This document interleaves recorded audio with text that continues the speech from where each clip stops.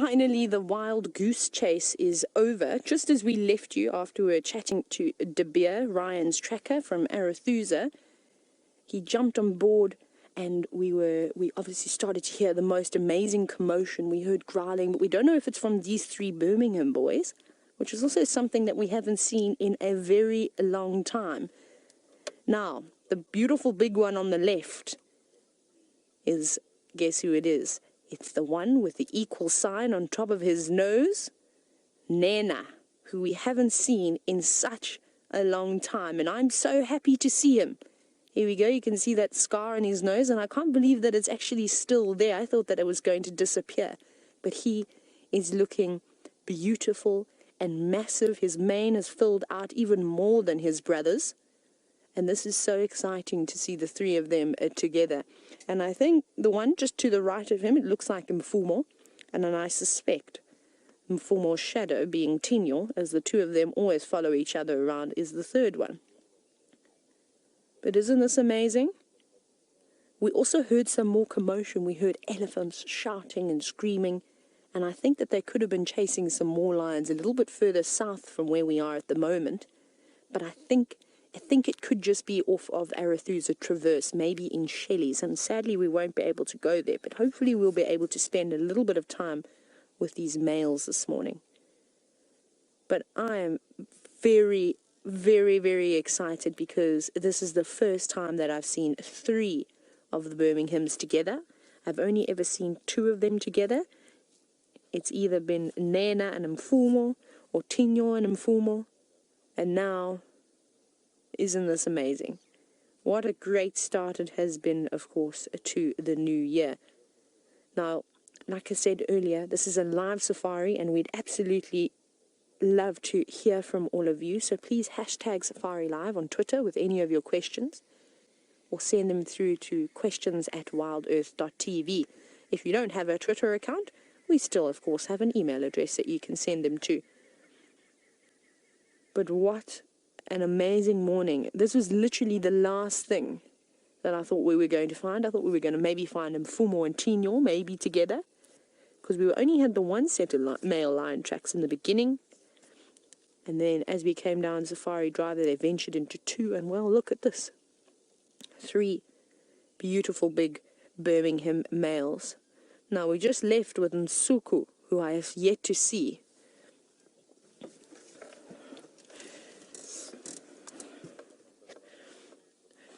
Hello, Aaron from New Zealand. Now, you've said that this is a wonderful site, and you're wondering where the fourth Birmingham is.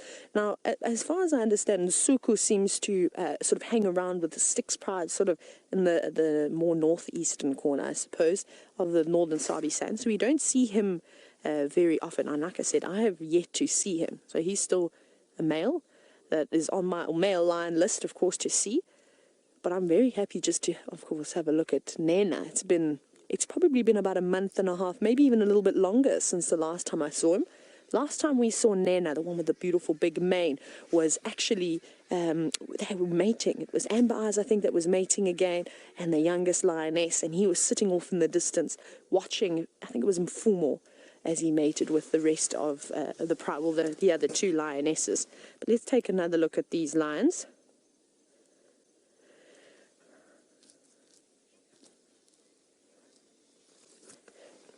Now, Emery, you're asking if we can zoom in a little bit to, of course, Nana, which is the lion on the far left. But he has got his head now tucked underneath his paws. But one of the easiest features that Nana has is, firstly, he's got the most gorgeous mane. It's a lot more puffier. He's obviously been using some sort of thickening shampoo in his beautiful mane, and I'm just teasing. But if you look very closely on the right-hand side of his nose, so if you're looking at the screen, it'll be on the left, he's got those two sort of beautiful, it's almost like an equal sign on top of his nose, those two scars that are parallel to each other, and that's unmistakable.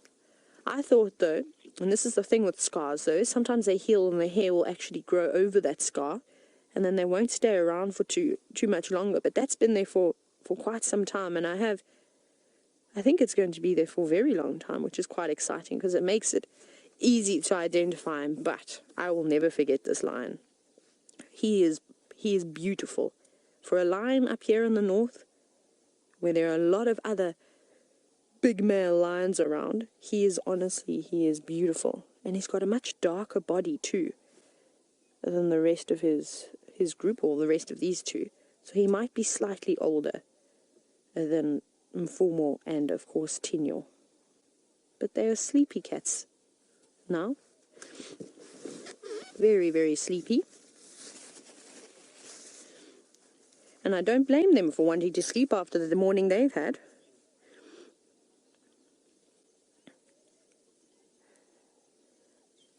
Hello, Marianne. Marianne, you're wondering if these lions are actually brothers, or if they are maybe cousins.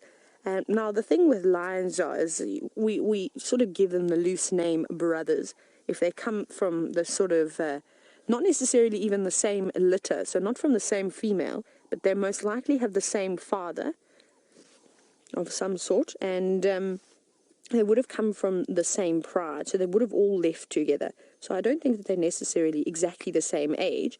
You can definitely see that Mfumo and Tinyo seem to be slightly younger than Nsuku and, of course, Nena, just because of the way that their bodies have developed. Their manes are much larger. The colour on their body has also gone that sort of darkish grey colour, which normally happens when they get to about sort of 6 years old. And they're about that old now. So I suppose you could say that they're rather cousins more than anything. But I don't know the mothers, the pride, very well that the Birminghams actually came from. So I don't know how many of them there were, whether they had sisters. Because they obviously didn't come from this area. They came from sort of Timbavati area, a little bit further north from where we are. And then they moved away. But fast asleep.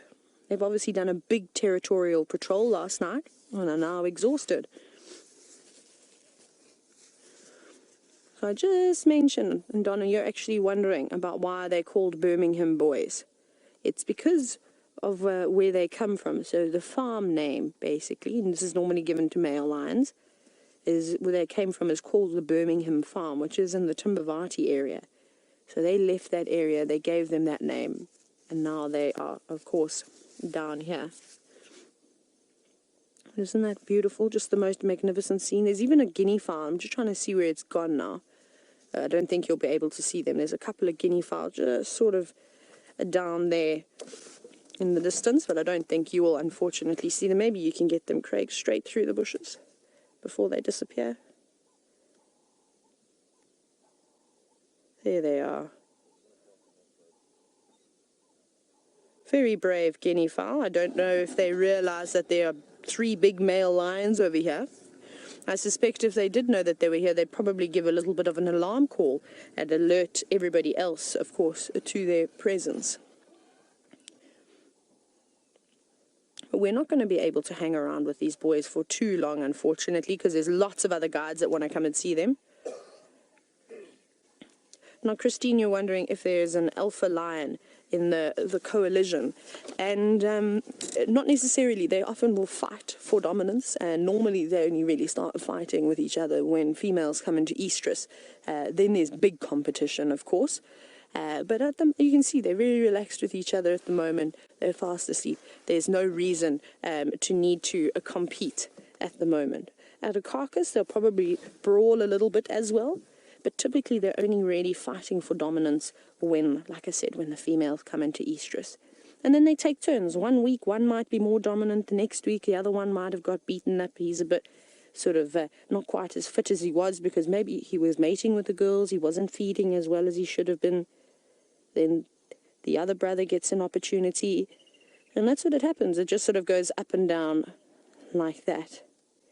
Now, like I said, there are a lot of other guides out here who would love to come and see 3 Birmingham boys. I really think that this is all the time we've got with them, unfortunately. But it's short and sweet, and how beautiful, but fast asleep. And I hope that you all, of course, enjoyed that. Right-o. That should be number 3 for the day. And we're going to go back across now to James, who's walking around in the African bush, and I hope that he's got something little to show you.